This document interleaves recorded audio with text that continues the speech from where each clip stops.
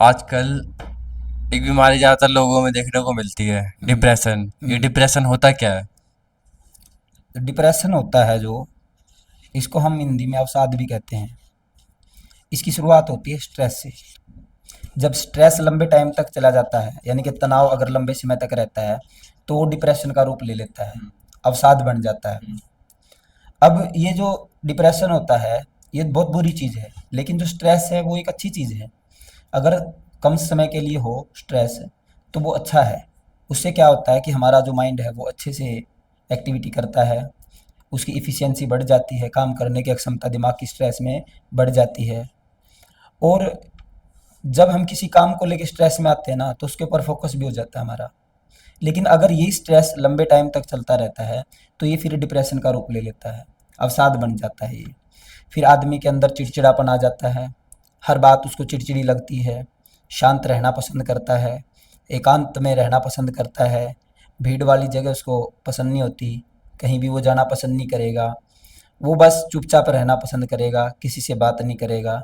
तो ये है, कई और भी लक्षण इसके हो सकते हैं।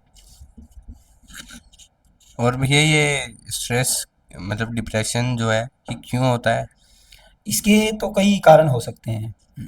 मेन जैसे कि अगर किसी इंसान के जीवन में स्ट्रगल है, तो अगर वो लंबे टाइम से स्ट्रगल कर रहा है, मतलब वो किसी काम में उसको सफलता नहीं मिलती, तो वो भी डिप्रेशन की चपेट में आ जाता है। या फिर कुछ जैसे मौसम परिवर्तन होने की वजह से भी कुछ लोग डिप्रेशन में चले जाते हैं। हालांकि ये बात बढ़िया मजाकिया लगेगी कि मौसम में परिवर्तन होने की वजह से या मौसम की वजह से कैसे डिप्रेशन आ सकता है। तो ये हो सकता है, बिल्कुल हो सकता है, मौसम से चिड़चिड़ापन होता है। दूसरा, कोई जैसे हम आदतें कुछ ऐसी हो जाती हैं हमारी, मान लिया हम लेट उठते हैं, तो जब लेट उठेंगे तो आदमी एकदम से चिड़चिड़ा हो जाएगा, हड़बड़ाहट उसके अंदर मिलेगी, जल्दबाजी हर चीज़ में दिखाने की कोशिश करेगा। तीसरा, इसका मेन जो कारण है वो होता है हमारा हार्मोन इम्बैलेंस होने की वजह से। मेन तीन टाइप के हार्मोन होते हैं। जैसे एक तो होता है डोपामिन, उसके अलावा एक होता है सेरोटोनिन, और उसके अलावा एक और होता है हमारा, जिसको हम बोलते हैं नोरेपाइनफ्रिन। अगर ये थोड़े से इम्बैलेंस हो जाते हैं, तो इनकी वजह से भी आदमी के अंदर स्ट्रेस आ जाता है। या फिर मान लिया कोई जीवन में बड़ी घटना घट जाए, अनएक्सपेक्टेड कोई इवेंट ऐसी हो जाती है जिसकी वजह से आदमी को ना तो दुख महसूस होता, ना सुख होता। तो जो डिप्रेशन है उसके बहुत सारे और भी कारण हो सकते हैं, तो ये मेन मानता हूँ मैं। जो हार्मोन इम्बैलेंस होना, मौसम में बदलाव आना, और उसके अलावा अपना जैसे कोई अनएक्सपेक्टेड इवेंट हो जाना। तो ये मेन तीन फैक्टर मेरे को ज़्यादा लगते हैं, आजकल की जनरेशन में ये तीन ज़्यादा हैं। लेकिन एक और कभी कभी मेरे को लगता है कि जैसे कुछ लोग मोबाइल फ़ोन के अंदर ज़्यादा घुसे रहते हैं, तो उसकी वजह से भी उनके अंदर चिड़चिड़ापन आ जाता है, और वो धीरे धीरे वो चिड़चिड़ापन कभी उनका डिप्रेशन बन जाता है, उसका भी नहीं पता। होता क्या है, जैसे हम सोशल मीडिया वगैरह यूज़ करते हैं, तो उसमें हमारे इमोशन जल्दी जल्दी चेंज होते हैं। जब तक ब्रेन समझ पाए तब तक कहानी बदल जाती है।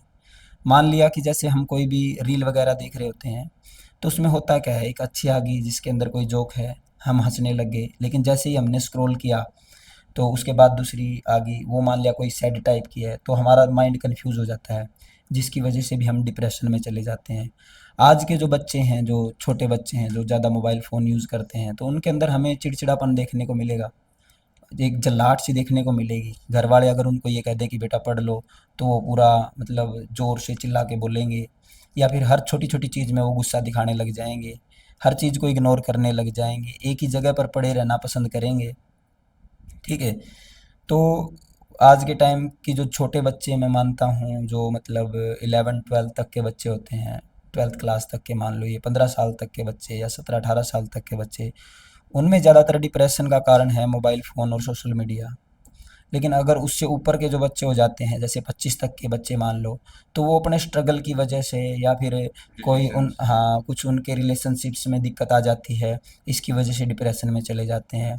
और उससे ऊपर के जो लोग होते हैं, 25 से ऊपर के, उनके जीवन में या तो कोई ऐसी बड़ी घटना घट जाती है, या फिर उनको अपने काम वगैरह की टेंशन ज़्यादा रहती है, स्ट्रगल ज़्यादा होता है, काम करना है, काम का प्रेशर है, तो इन वजहों से उनके अंदर डिप्रेशन देखने को मिलता है। तो ये जो अलग अलग एज ग्रुप है ना, इसके अंदर अलग अलग कारण हो सकते हैं। छोटे बच्चों का अलग हो सकता है, थोड़े से बड़े बच्चों का अलग कारण हो सकता है, लेकिन ये मेजॉरिटी ऐसा नहीं कि सब में ही ये कारण है। सबके अंदर और भी फैक्टर हो सकते हैं अलग अलग, जिनके ऊपर उनका डिप्रेशन लेवल और डिप्रेशन होना ये डिपेंड करता है। तो जैसे कि हमने पूछा कि डिप्रेशन क्यों होता है, क्या होता है, हम्म। तो इस डिप्रेशन के बहुत लक्षण भी होते होंगे। हाँ, लक्षण बिल्कुल होते हैं। अगर वैसे तो ज़्यादातर लोग तो कह ही देते हैं कि मैं डिप्रेशन में हूँ, लेकिन कभी कभी ये बात सत्य नहीं होती, क्योंकि कई बार आदमी है ना सिंपैथी के लिए खुद को डिप्रेस दिखाना पसंद कर लेते हैं, और धीरे धीरे उनकी आदत हो जाती है, उसको खुद मन में ही मानने लग जाते हैं कि मैं डिप्रेशन में हूँ। हालांकि वो डिप्रेशन में क्या पता हो ना हो भी सकते हैं और नहीं भी, दोनों ही चीज़ें हो सकती हैं। लेकिन वो ये बात अपने मन को बताने लग जाते हैं कि मैं तो डिप्रेशन में हूँ, मैं तो डिप्रेशन में हूँ। अगर उनसे पूछो कि डिप्रेशन का कारण क्या है, तो क्या पता वो बता भी ना पाएँ कि मैं डिप्रेशन में हूँ, पता नहीं क्यों हूँ, टेंशन है, हाँ पता नहीं क्या टेंशन है, क्यों है, तो वो कन्फ्यूज़न हो जाता है। तो डिप्रेशन का जो मेन लक्षण होते हैं वो आपको मतलब दूर से पता चल जाएगा। कोई आदमी अगर ज़्यादा डिप्रेशन में है तो वो आदमी शांत मिलेगा आपको एकदम। वो कहीं आप उसको बोलो कि वहाँ चलना है तो वो चीज़ इग्नोर कर देगा, वो कहेगा नहीं वहाँ नहीं चलना है, मेरे को वहाँ जाना पसंद नहीं है।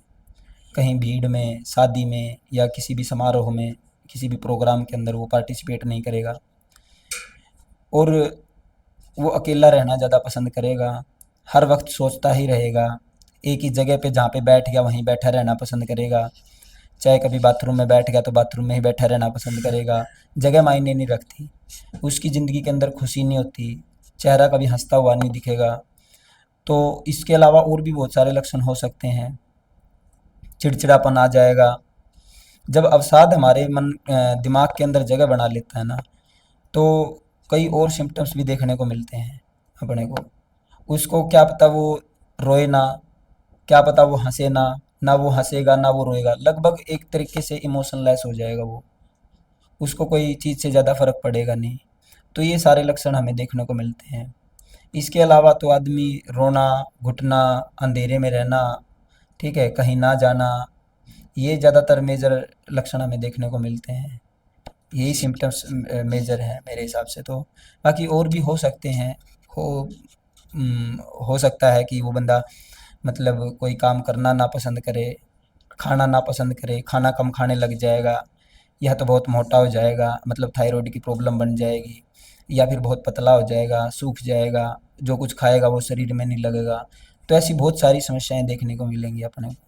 कोई भी किसी के साथ ज़्यादा बात करना पसंद नहीं करेगा, किसी का फ़ोन आ गया तो क्या पता फ़ोन ही ना उठाए, किसी का मैसेज आ गया तो क्या पता रिप्लाई ना करे। तो ये बहुत सारे लक्षण हैं आजकल सोसाइटी में ज़्यादा देखने को मिलते हैं।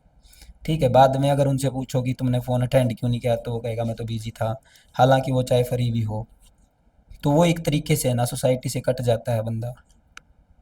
और धीरे धीरे ये बहुत खतरनाक भी हो सकता है, धीरे धीरे अब सुसाइड की तरफ भी चले जाते हैं लोग ज़्यादा डिप्रेशन की वजह से। तो यही लक्षण हमें ज़्यादातर देखने को मिलते हैं। तो इसके प्रिकॉशंस क्या होते हैं।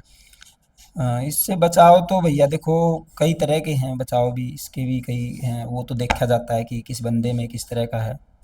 मेनली ज़्यादातर मैं तो ये कहता हूँ मेडिसिन्स भी यूज़ कर सकते हैं, बहुत ज़्यादा हो गया तो मेडिसिन्स वगैरह का सहारा ले सकते हैं, या फिर साइकेट्रिस्ट से अपन डिस्कस कर सकते हैं, उनसे पूछ सकते हैं, बातें कर सकते हैं कि भाई किस लेवल का है तो किस तरीके से ठीक होना चाहिए। उसके अलावा देखो अगर कोई भी बंदा किसी का माइंड सेट चेंज करने में कामयाब रहता है, तो उसकी वजह से भी, वैसे तो आजकल किसी को फुर्सत नहीं है ना किसी से, लोगों का दायरा बहुत छोटा हो गया है, सिर्फ खुद तक सीमित हो गए हैं। लेकिन अगर हमारी लाइफ में कोई ऐसा बंदा है और हम ये चाहते हैं कि ये बंदा डिप्रेशन से बाहर आए, डिप्रेशन में ना रहे, तो मेन क्या करना है अपने को, उसके माइंड को डाइवर्ट करने की कोशिश करनी है। वो चाहे कैसे भी करो, आप कितनी पागलपंथी करो, कोई भी हरकत करो जिससे उसका डिस्ट्रैक्शन पैदा हो। मतलब आदमी जब डिप्रेशन में होता है ना, वो तो बहुत फालतू की चीज़ों पे अटेंशन देने लग जाता है, वो सोचने लग जाता है मन ही मन। अब उसका डिस्ट्रैक्शन करने के लिए कोई भी हरकत कर दो उसके सामने जिससे उसका माइंड थोड़ी देर के लिए डिस्ट्रैक्ट हो, लंबे टाइम तक हो तो अच्छी बात है। कुछ लोग कहते हैं कि सोशल मीडिया यूज़ करने से, एंटरटेनमेंट मूवी देखने से हो जाता है, लेकिन नहीं, इनसे तो और ज़्यादा होता है। ये तो और ज़्यादा आदमी को डिप्रेशन में लेके जाते हैं। कोई फिजिकल एक्टिविटी कर सकते हैं, जैसे कोई माउथ ऑर्गन्स वगैरह बजाना सीख लेते हैं, कोई वॉयलिन बजाना सीख लेते हैं। हाँ, कोई ना कोई गिटार विटार बजाना सीख लें, या कोई ऐसी नई एक्टिविटी सीखने की कोशिश करें या उसको सिखाने की कोशिश करें। ऐसी चीज़ के अंदर उसको इंक्लूड करें जिसके अंदर दिमाग लगता हो, माइंड डाइवर्ट होता हो। कई बार ये भी हो सकता है कि हम उस बंदे को कहीं घुमाने के लिए लेके जाएं, लेकिन कई बार ये चीज़ पूरी तरह से सफल हो नहीं पाती। हमें लगता है कि किसी के घूमने की वजह से माइंड डाइवर्ट हो।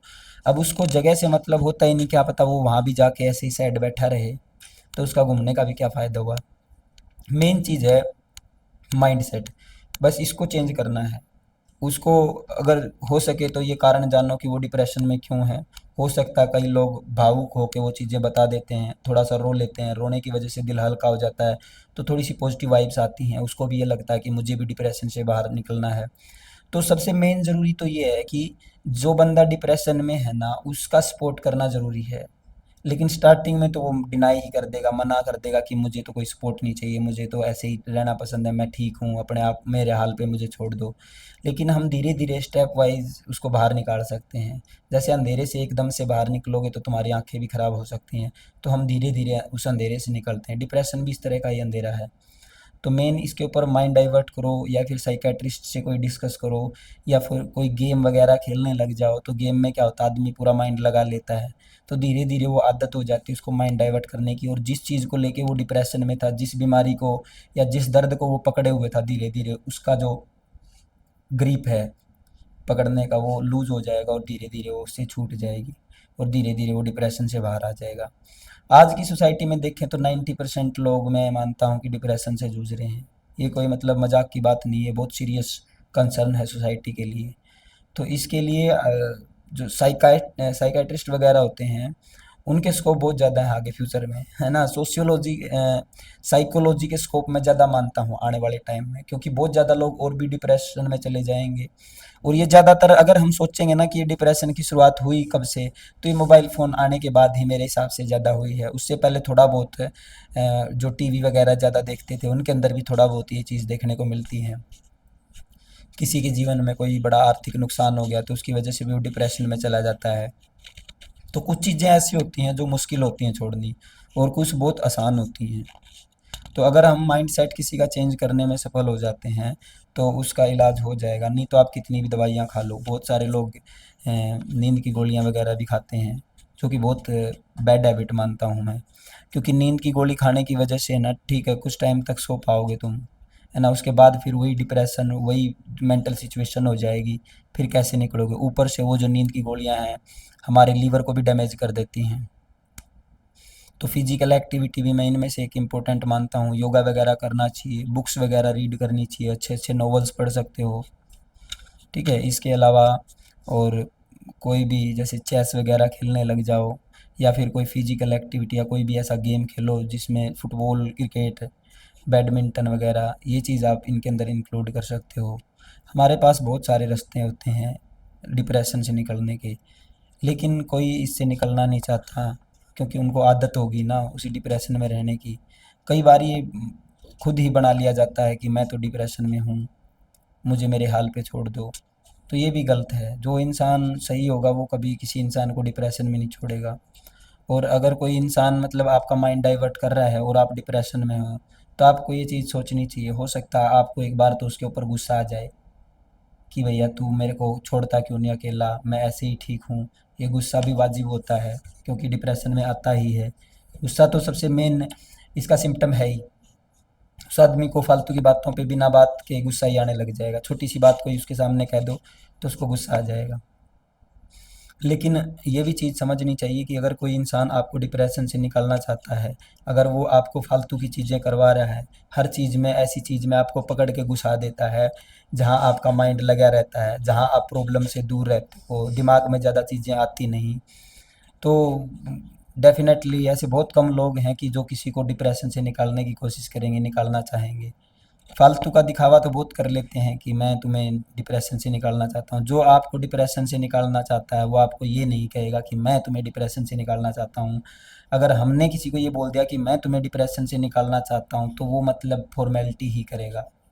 जिसको जो डिप्रेशन से आपको निकालना चाहेगा वो कभी कहेगा नहीं, वो करेगा, ऐसी ऐसी हरकतें करेगा जिससे आपका माइंड डाइवर्ट होगा। क्या पता आपके सामने आके नाचने लग जाए, क्या पता वही है आपका पैर पकड़ के खींचने लग जाए, आपके बाल नोचने लग जाए। जैसे बच्चे नहीं होते हैं, बच्चों के साथ खेलने से भी डिप्रेशन दूर होता है।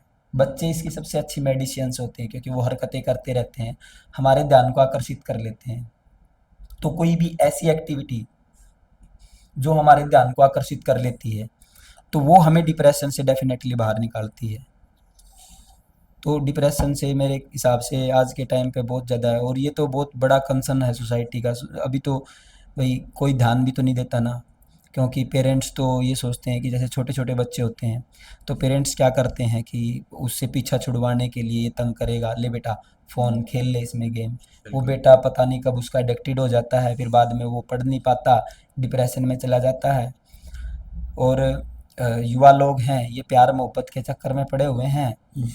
एक बार दिल टूट गया भाई ये डिप्रेशन में चले जाएंगे, मुझे तो वही चाहिए ये चाहिए।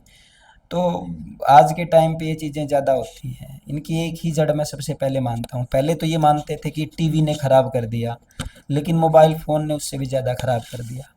आपके वक्त के साथ साथ आपका दिमाग भी बर्बाद कर देता है ये। तो हमें इन चीज़ों के ऊपर फोकस करना चाहिए। बच्चों को फ़ोन वगैरह, मैं तो कहता हूँ यार बिल्कुल। सोसाइटी में फ़ोन वोन का सिस्टम ही ख़त्म कर देना चाहिए, चाहे कुछ भी हो। हाँ फ़ायदे तो हैं इसके, कोई बात नहीं, लेकिन भाई उससे ज़्यादा नुकसान है।